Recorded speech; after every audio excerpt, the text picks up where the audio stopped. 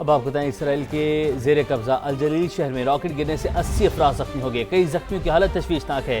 Middle asset آئی کی report کے مطابق حیفا شہر کے قریب الجلیل میں راکٹ حملوں سے 300 سے زائد گھر تباہ ہوئے۔ اسرائیلی جارحیت کے خلاف حزب اللہ نے شمالی اسرائیل پر راکٹ حملہ کیا تھا، تاہم ابھی یہ واضح نہیں ہوا کہ تباہی حزب اللہ کے راکٹ گرنے سے ہوئی یا ایرانی میزائل حملے میں۔ اب آپ کو یہ بتائیں کہ فائنینشل ٹائمز کی رپورٹ سامنے آئی ہے، امریکہ ایران میں ہتھیاروں کا کئی سال کا ذخیرہ استعمال کر چکا ہے۔ یہ رپورٹ یہ بتاتی ہے ٹوماہاک جیسے مہنگے میزائلوں کے ذخائر تیزی سے کم ہو رہے ہیں۔ فائنینشل ٹائمز میں یہ بھی لکھا ہے کہ امریکہ میں اسلحے کے ذخائر جنگ کے بڑھتے اخراجات پر تشویش ہے۔ پینٹاگون اضافی $50 ارب کی فنڈنگ کی درخواست کرنے کا ارادہ رکھتا ہے۔ امریکہ ایران میں ہتھیاروں کا کئی سال کا ذخیرہ استعمال کر چکا ہے۔ فائنینشل ٹائمز کی رپورٹ کے مطابق یہ تفصیل سامنے آئی ہے۔ امریکی صدر نے نیو یارک ٹائمز کو ناکام اخبار قرار دے دیا۔ ناکام اخبار نیو یارک ٹائمز دیکھیں تو لگتا ہے ہم جیت نہیں رہے۔ ٹرمپ کی جانب سے کہا گیا ایران کو فوجی، معاشی اور دیگر شعبوں میں مکمل تباہ کر رہے ہیں۔ صدر ٹرمپ نے یہ کہا، انہوں نے کہا کہ ایران کی نیوی اور فضائیہ اب باقی نہیں رہیں۔ ایران کے میزائل اور ڈرونز دیگر ہتھیار تباہ کر رہے ہیں۔ ان کی جانب سے کہا گیا کہ ایران کے رہنماؤں کو بھی صفحہ ہستی سے مٹا دیا گیا۔ ہمارے پاس بے مثال فوجی طاقت، لامحدود اسلحہ موجود ہے۔ ایران 47 سال سے دنیا بھر میں معصوم لوگوں کو قتل کر رہا ہے۔ جبکہ CNN کے مطابق ٹرمپ انتظامیہ نے ایران جنگ کے آبنائے ہرمز پر اثرات کا غلط اندازہ لگایا۔ اندازہ تھا آبنائے ہرمز میں تیل کی ترسیل میں بڑی رکاوٹ پیدا نہیں ہوگی۔ آبنائے ہرمز اب امریکی حکومت کے لیے سب سے بڑا مسئلہ بن گیا ہے۔ CNN کے مطابق یہ کہا جا رہا ہے کہ ٹرمپ انتظامیہ نے ایران جنگ کے آبنائے ہرمز پر اثرات کا غلط اندازہ لگایا۔ امریکہ اور اسرائیل کے خلاف یمنی حوثی گروپ جلد جنگ میں کود سکتا ہے۔ امریکی میڈیا کی جانب سے یہ دعویٰ کیا گیا ہے اور حوثی کی شمولیت سے بحیرہ احمر میں بھی بحری جہازوں کی روانی متاثر ہو سکتی ہے۔ حوثی رہنما عبد الملک الحوثی پہلے ہی ایران کی حمایت کا اعلان کر چکے ہیں، ایسا کہنا ہے امریکی میڈیا کا۔ جبکہ عالمی خبر ایجنسی رائٹرز کا لکھنا ہے کہ ایران جنگ سے متعلق ٹرمپ انتظامیہ میں شدید اختلافات جنم لینے لگے ہیں۔ وائٹ ہاؤس میں جنگ کے حامی اور مخالفین کے درمیان رسائی کشی جاری ہے۔ ٹرمپ کے مشیر نے جلد فتح کا اعلان کر کے جنگ ختم کرنے کا مشورہ دیا۔ جنگ کے حامی عناصر لڑائی جاری رکھنے کے لیے ٹرمپ پر دباؤ ڈال رہے ہیں۔ رائٹرز میں یہ بھی لکھا گیا کہ اندرونی اختلافات کے باعث صدر ٹرمپ کے بیانات بھی بدلتے رہتے ہیں۔ امریکی انٹیلی جنس کے مطابق ایران میں رجیم چینج کا امکان نہیں ہے۔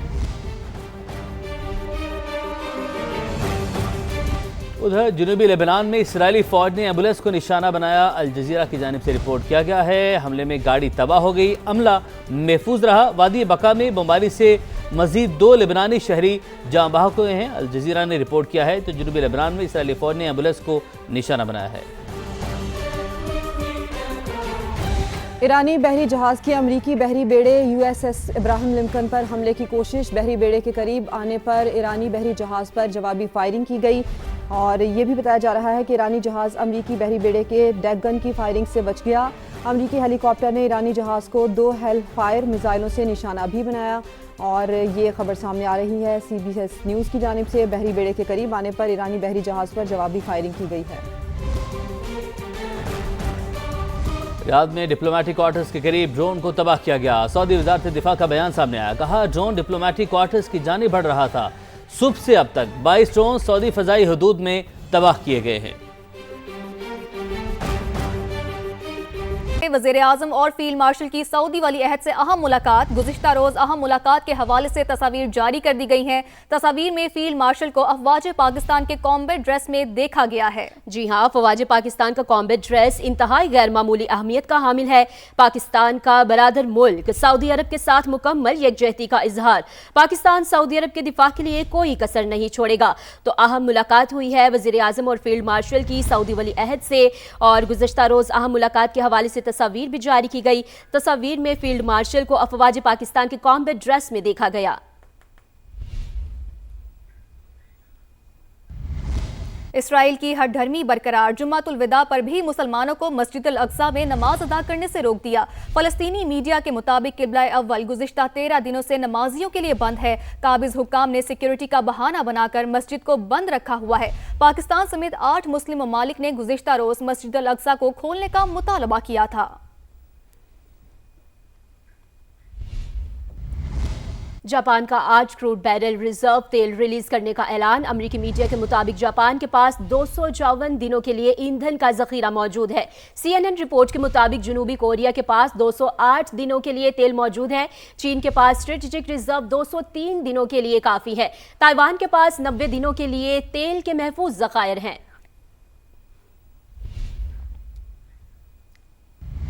और अब आगे बढ़ते हुए आपको अहम खबर देंगे। चिन्योट से 3 रोज कबल लापता होने वाली बच्ची की लाश मिल गई है। घर के करीब मिट्टी के ढेर से लाश मिली है। चिन्योट से 3 रोज कबल लापता होने वाली बच्ची की लाश मिल चुकी है और घर के करीब मिट्टी के ढेर से लाश मिली है। नुमाइंदा मुजम्मिल हुसैन हमारे साथ मौजूद है।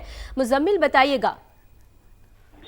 जी बिल्कुल, ये चिन्योट में थाना भौना की हदूद मोहल्ला रमानाबाद से 5 साल बच्ची की लाश पुरस्कार तौर पर बरामद हुई है। इब्तदाई इतलात के मुताबिक भौना के मुकामी रहायशी जो कि मजदूरी करके अपने बच्चों का पेट पालता है कि 5 साल बेटी 10 मार्च को घर से लापता हुई थी, जिस पर उसके अगवा का मुकदमा वालिद की मुद्दत में थाना भौना में दर्ज कर लिया गया था। बच्ची की लाश 3 दिन बाद घर के करीब मिट्टी के ढेर से बरामद हुई है। पुलिस ने लाश को कब्जा में लेकर पोस्टमार्टम के लिए तहसील हेडक्वार्टर अस्पताल भौना मुंतकिल कर दिया है। ताहम पुलिस का कहना है कि बच्ची की वजह मौत जो है कत्ल है या हादसा, ये पोस्टमार्टम रिपोर्ट के बाद ही पता लगेगा। इस हवाले से जब हमारी पुलिस से बात हुई तो पुलिस का कहना है कि वाकया के मुख्तलिफ पहलुओं से जायजा लिया जा रहा है और तहकीकात का आगाज कर दिया गया है। जी तहकीकात का आगाज कर दिया गया। बहुत शुक्रिया मुजम्मिल आपका। पेशावर हाईकोर्ट में बिजली लोड शेडिंग के खिलाफ दायर दरख्वास्त पर समाअत की गई। अदालत ने कोहाट के रिहायशियों की जानिब से दायर दरख्वास्त खारिज कर दी। रिमार्क्स दिए कि अदालत को लोड शेडिंग से मुतालिक तनाज़ात में मुदाखलत का इख्तियार नहीं। जहां मखसूस फोरम्स मौजूद हों वहां सिविल अदालतें मुदाखलत नहीं कर सकती। मजीद जानते हैं शहाबुर रहमान से। जी शहाब, बताइएगा समाअत में क्या डिस्कस हुआ? जी देखिए, पेशावर हाईकोर्ट ने कोहाट के इलाके जंगल खेल में तवील लोड शेडिंग के खिलाफ दायर दरख्वास्त खारिज करते हुए 10 सफ़ात पर मुश्तमिल तहरीरी फैसला जारी कर दिया। जस्टिस वकार अहमद की जानिब से तहरीर किए गए फैसले में कहा गया कि बिजली की पैदावार, तरसील और तकसीम इंतजामी रेगुलेटरी मामलात में जिन पर फैसला करने का इख्तियार नेपरा को हासिल है। अदालत ने मुताबिक नेपरा 1997 के एक्ट के तहत कायम एक खुद मुख्तार इदारा है और सारिफीन की शिकायत के अजाले के लिए नेपरा रूल 2015 पहले से मौजूद है। उन्होंने अदालत में ये बताया कि ऐसे मामलात में अदालत जो है वो मुदाखलत नहीं कर सकती। दरख्वास्त गुजार के वकील ने इख्तियार किया कि इलाके में 18 घंटे लोड शेडिंग की जा रही है और इसके हवाले से जो है अदालत में शिकायत दर्ज किए थे। उनका ये भी बताना था कि नेपरा के वकील का ये अदालत में बताना था कि बिजली के शोबे से मुताल्लिक तमाम तनाज़ात नेपरा के दायरा इख्तियार में आते हैं। अपडेट्स के लिए बहुत शुक्रिया। और अब बात करेंगे योम अल-कुद्स की मुनासबत से मुल्क के छोटे बड़े शहरों में रैलियां निकाली जा रही हैं। सिक्योरिटी के सख्त इंतजामात किए गए हैं। 9 शहरों फरोज में शिया उलमा कौंसिल के ज़ेर एहतमाम रैली निकाली गई। प्रेस क्लब पर कायदीन ने खिताब में फ़लस्तीनी अवाम से यकजहती का इजहार किया और मज़ालिम पर आलमी बरादरी से नोटिस लेने का मुतालबा भी किया। नसीराबाद में शिया तंजीमों की जानिब से रैली निकाली गई और स्क्रंज में रैली के शुरका ने अमरीका और इसराइल से नफरत का इजहार किया। रैली की सिक्योरिटी के लिए सख्त तरीन इंतजामात किए गए।